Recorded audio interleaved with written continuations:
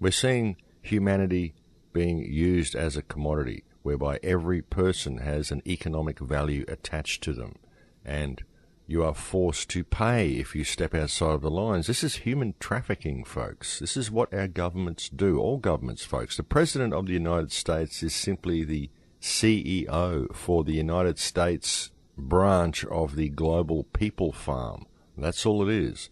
And it's run by banksters, folks. The whole thing is run by the banksters. And I really hope that this year we're going to see people stand up and say enough is enough.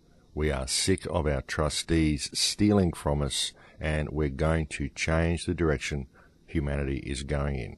That's what we have to do, folks. We have to stand up and we have to say, okay, now we are going in a different direction. So you politicians have a choice. You can come with us or you can get left behind. And if you try to complain, well, we'll go and drop you all on Christmas Island or something like that, and you can live there in the refugee camp. And that's what we need to do with these people, folks. We've got to understand that what we're facing here really is war. Our governments have declared war upon the people. In Australia here, the Australian government, the Gillard regime, Der Fuhrer, Frau Gillard, has declared war upon the people of Australia by destroying our water table, by allowing coal seam gas to go ahead, by destroying our food bowl, by selling it to China, allowing coal mines to be put through our food bowl. Australia is one of the most resource-rich nations on earth, and yet we have one of the highest costs of living in the world because none of the wealth that is being raped from this country is passed down to the people. We are literally being stolen from and reduced to poverty by public trustees who are acting in breach of trust. We've got to understand, folks, that this is war, and if we sit back and we do things by the parameters given to us by government, we are going to allow our nation and our planet to be destroyed because it says here on this piece of paper that we have to let it happen.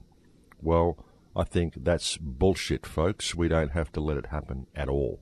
And this is the year, I believe, that the human race will get up off their knees and will actually start implementing some positive change.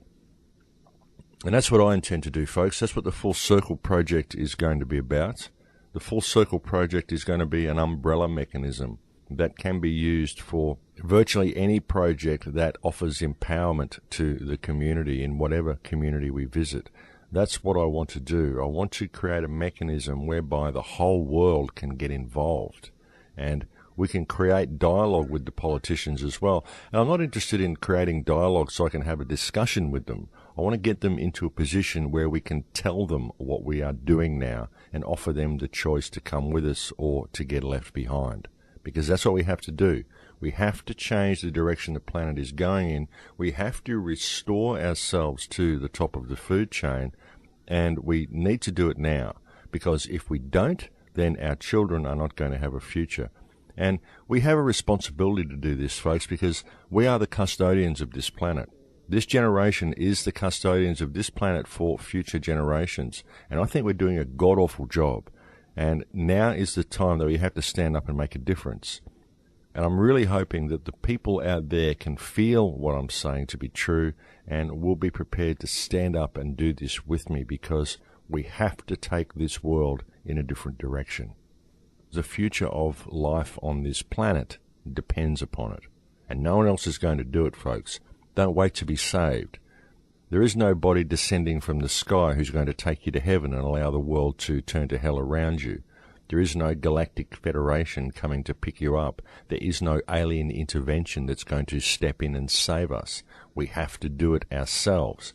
And until people are prepared to show a little backbone and show a little self-responsibility and start being accountable for their actions and realizing that we as mankind are accountable for all the problems that we face on this planet because we've failed to act. We've let the world turn to this hellhole around us, and we've done so out of fear for what is written on paper, and we've failed to act.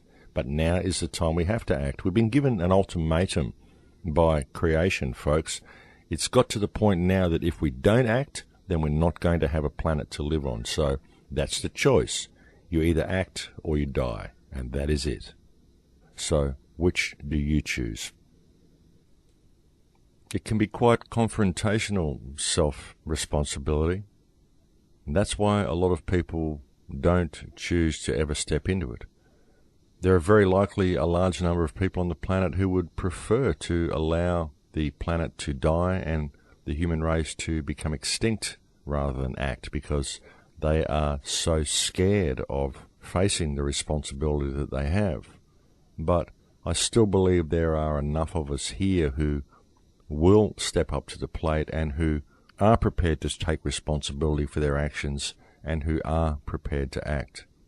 And that's what I'm really hoping we will see this year, and I am certainly going to take as many steps as possible to create as much of a movement as possible and bring this concept to as many ears and as much into the public as possible. That is my mission for the year. Something's got to break, folks. Something's got to change, and it's not going to happen if we don't participate. And so that's what I'm going to do, folks. I'm going to get out there and do it, and I'm really hoping that you're all going to stand with me. Of course, I have the immediate inconveniences in my life, such as trying to find a new place to live, which I'm not having really much success with at the moment. It's very difficult to find anywhere that's affordable around here. And in fact, I'm thinking of basically selling everything I own and perhaps just hitting the road and becoming a traveller for the duration. Maybe just see where I end up. And that's very much on the cards as well. Of course, if that happens, it means I may be offline for certain periods of time and maybe not be able to do the shows quite as regularly as I am now. But that is definitely something that's on the cards. I'm actually thinking of moving to somewhere like the Philippines or possibly Hawaii. But then, as nice as Hawaii is, unfortunately, it is the United States, and that is somewhere that I really do not want to be. But yes, I am thinking about leaving Australia. I think it's all turning to hell in this country, mainly due to the blatant corruption of the Australian government and the unfortunately apathetic nature of the Australian people. And if things are going to continue down the same path that they are, then I really can't see much point in staying here. And of course, the situation in Australia very much hinges on what is going on in the United States at the moment as well. So it's going to be very interesting to see where this gun debate and push for conflict that the government is instigating is going to go. I think all eyes are on the United States at the moment because everybody knows how much of an effect it is going to have on the rest of the world. And only time will tell with that one. But I don't think we'll have very long to wait, folks. I think that by the end of February, or at least halfway through March, we will see some major changes within the United States, and we will have a little bit more of an idea where things are going. But I think it's incredibly important for the people of the United States, the ones who are rushing out there and buying arms and getting ready for a big showdown. I think it's very, very important for these people to clearly understand that what the government wants here is conflict, and that the best thing that could happen for the government at the moment is for the people to make a stand against the government in an armed uprising. It's absolutely what they want. And I think if the guns are there and people simply make a peaceful stand, sure, keep your gun at your side, but don't point it at anybody. But make a peaceful stand against the government and let them know that enough is enough. I think you still have the ability to change things, but people have to keep it clearly in mind that the best thing they can do for the government at the moment is to start a civil war, because that's what the government wants. That's what all this is about, folks. It isn't just an attack against the Second Amendment. The Second Amendment is the bait that they are using to create the conflict that they want. And they have set up for this conflict well in advance. They've put all the FEMA camps in place. They've militarized the police over the last few years. They've given them sound cannons and microwave cannons and drones. They've just supplied them with millions upon millions of hollow points, and they are ready. And they are like the bully in the schoolyard that is taunting the population and simply itching for conflict. Because once that conflict happens, they will crack down with such blinding force that if the people are not fully organized, then they will be crushed. And the corporate-controlled war machine that is the United States of America will be free to carry out its rampage around the world. Remember, folks, this isn't the United States doing this. This is a corporate-controlled system that is ultimately run by Zionist bankers. So don't go blaming your country or blaming the lower sections of your government, because what you are seeing is a corporate-controlled Zionist mechanism. That is what the United States is. And what this mechanism is pushing for, folks, is conflict. That's what this is all about. That's what they want in the United States right now, is conflict. So you must not give it to them. You must draw up articles of impeachment, even if you have to impeach the entire executive branch. I mean, you've got to understand that there are domestic enemies that have taken over your country. Just this attack on the Second Amendment shows you that these are domestic enemies. The attack on the First Amendment that Obama has put in place since he was sworn to office. The fact that Obama is the head of the UN Security Council. I mean, how can you be head of the United Nations Security Council and be President of the United States at the same time? Isn't that treason? Isn't that a breach of your presidential oath? This is treason, folks. Everything Obama has done is treason, and anybody that supports him in his cabinet has also committed treason against the United States. And the people in the United States are now being delivered an ultimatum. Either you stand up and step up to the plate and you restore the Republic, or you're going to lose it completely, because we're going to take your guns and then you're going to have no means of defending yourself. And if you think you're going to launch into a civil war to prevent us from taking your guns, well, then we are totally prepared for your uprising.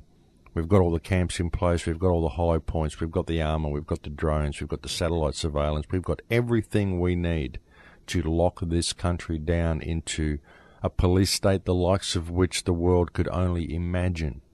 And that's what we're going to do if you fight us. So the only thing the American people can do in this moment really is to stand in solidarity and to restore the Republic. You still have enough people to do this in a peaceful manner. And if you make announcements to do this, I guarantee you're going to have soldiers deserting and coming home by the plane load, by the boat load. There's going to be thousands of soldiers that are going to want to come home and stand with the people of their country.